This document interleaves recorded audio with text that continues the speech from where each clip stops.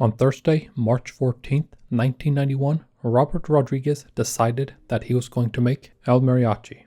In less than 6 months, the movie was made.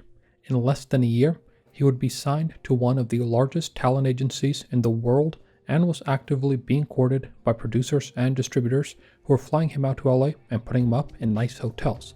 In less than 1.5 years, his movie would premiere to critical acclaim and help kickstart the independent decade of film. And Rodriguez was just 23 years old at the time. If you want to make movies, you need to be like Robert Rodriguez. Here's a guy that really worked himself to the bone to break into the industry. No connections. His mom was a nurse, his dad was a salesman. He submitted himself to literal scientific experiments in order to raise the money necessary for making El Mariachi. Whatever you think of Rodriguez and his films, it's impossible not to respect the hustle. It was a true trial by fire. He directed, he operated the camera, he did set design, he did the effects, he composed the goddamn score. He wrote the screenplay while spending a month in a research hospital. He did everything except the acting. It helped him stretch his $7,000 budget as far as it would go, often only being able to get a single take because he could not afford another. So, how did he do it? Rodriguez had a love for movies from a young age. Not just watching them, making them. Whether it was filming football games for his high school or editing footage using a VCR player his dad had bought, Rodriguez immersed himself in film.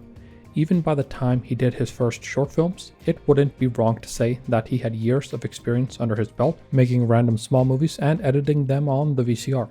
All of that led to an award-winning short he made in 1991, Bedhead, which cast and was crewed by his family. The 8-minute short cost $800, so Rodriguez figured that at $100 a minute, he could do an 80-minute feature film for $8,000.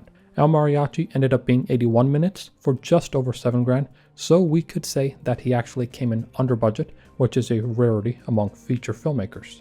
His parents weren't destitute by any means, but they did need to support more than half a dozen kids. So, how could an enterprising 23-year-old make some quick cash to make a movie? Easy. Science.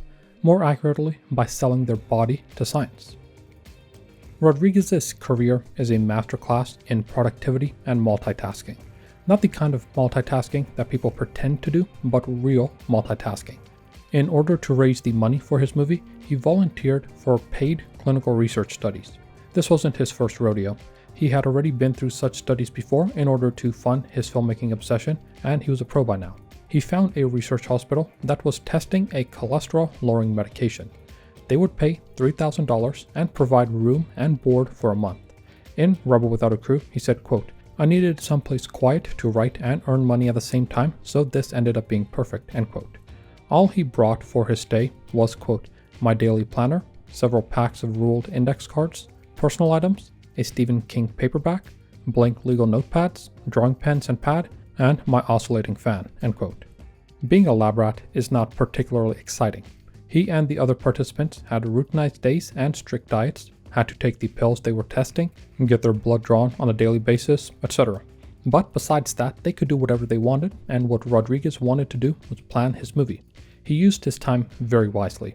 He started writing out scenes on the index cards and began figuring out the order of the movie. He had a friend scouting potential locations, was winning awards from film festivals he had submitted Bedhead to prior to the experiment, and turning what he had written on index cards into actual screenwriting pages that he would type up upon release. He even made friends with his bunkmate, Peter Marquardt, who would play the villain in the movie. Rodriguez got out of the trial on July 3rd, 1991, and the script was finished by July 8th the same year. He lacked capital and manpower, so he had to make up the difference with hustle, an intense work ethic, and a lot of pre-production. In fact, pre-production was probably the most important part of making El Mariachi. The issue was that there was almost no margin for error. Any mistake could be catastrophic to his budget and make it so he might not have enough money to complete the film. Pre-production is the planning stage before any of the shooting happens, and Rodriguez went to great lengths to ensure that all of his ducks were in a row. One of the most important things he did was keep what he had access to in his mind. A lot of people that want to make movies think of what they want in the movie and then try to get it. That can end up backfiring.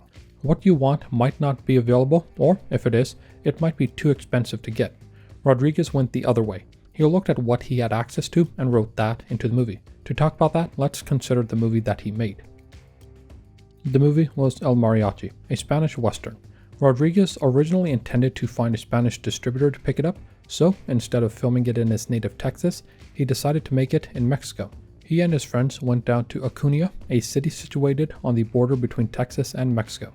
While he was in the research hospital, his friend, Carlos, was doing location scouts and had found some places for them: a local jail, a hotel, a club, and a ranch.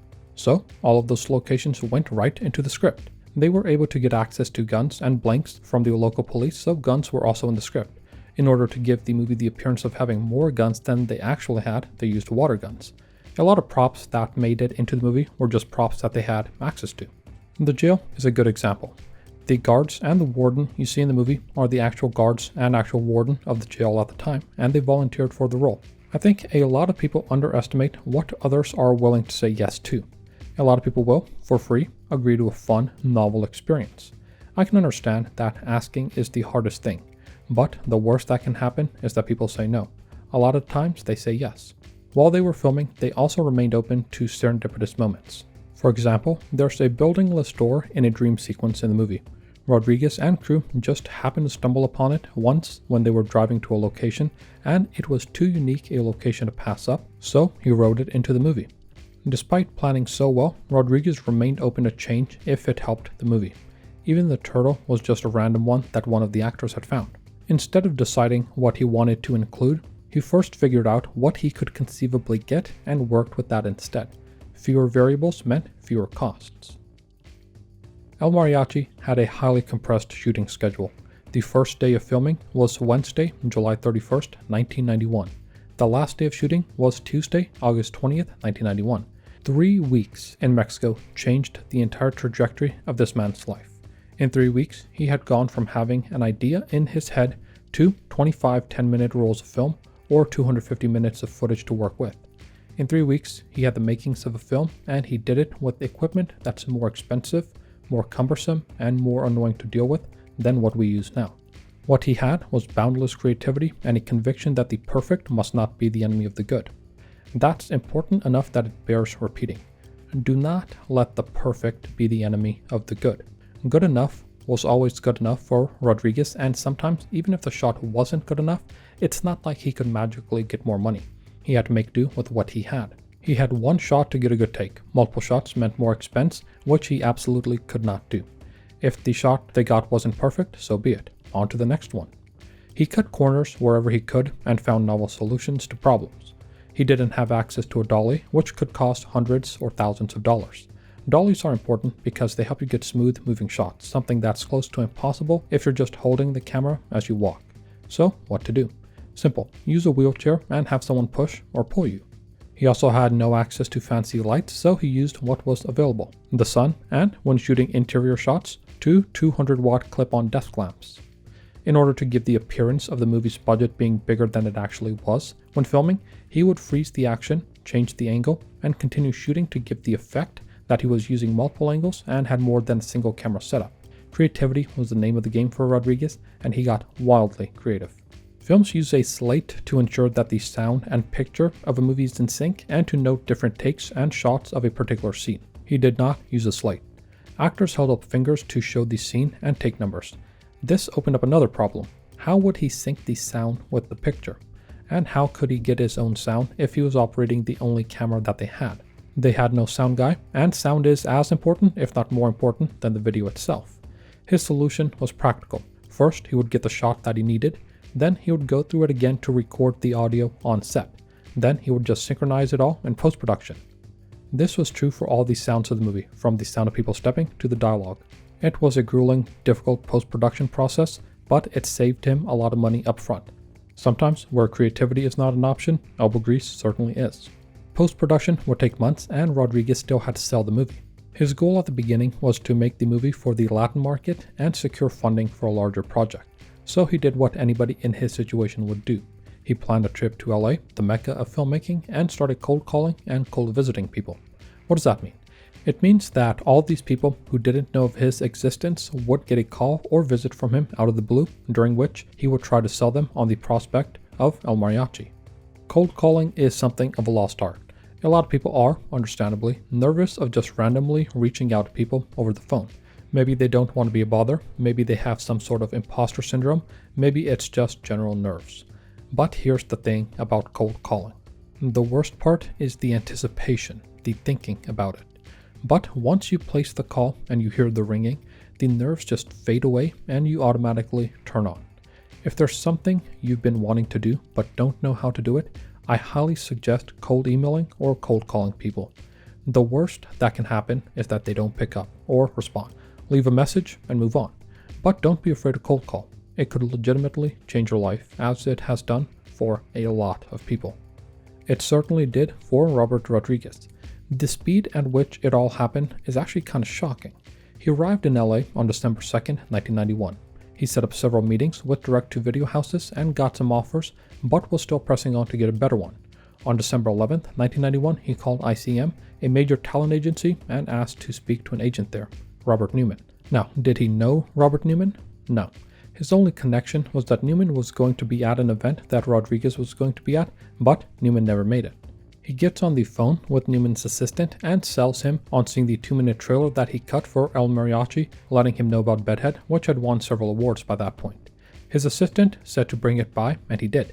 On December 13th, he gets a meeting with Newman, who's impressed that a 23-year-old made a feature on $7,000 and was able to get some offers that would make the film a financial success, another rarity in Hollywood. On December 16th, 1991, Newman says he's seen the trailer and liked it and asks Rodriguez to send the full film.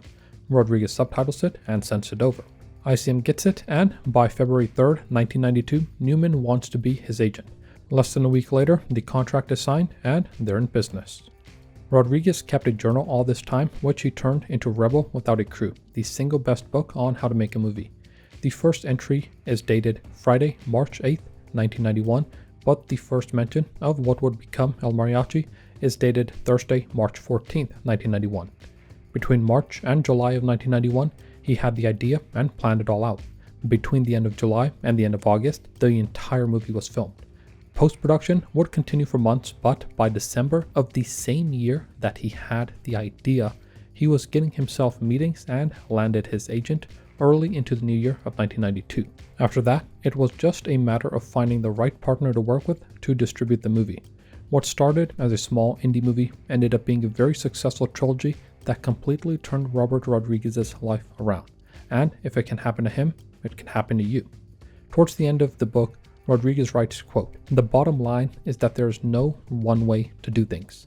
Invent whatever works for you," end quote. He's right. There are as many ways to make a movie as there are movies that have been made, and each new movie means a new way was invented to make it, even if it's just a slight change. For Rodriguez, the name of the game was make do with what you have and work quickly. Even if you're literally by yourself, it's doable. Look at a movie like Locke, starring Tom Hardy. It's one guy in his car talking to people on the phone, and it's a great film. Almost any kind of movie can be made on any kind of budget if you're creative enough. If Rodriguez can do it, then anyone can do it. And if you do, I'll look forward to seeing your movie on the big screen one day.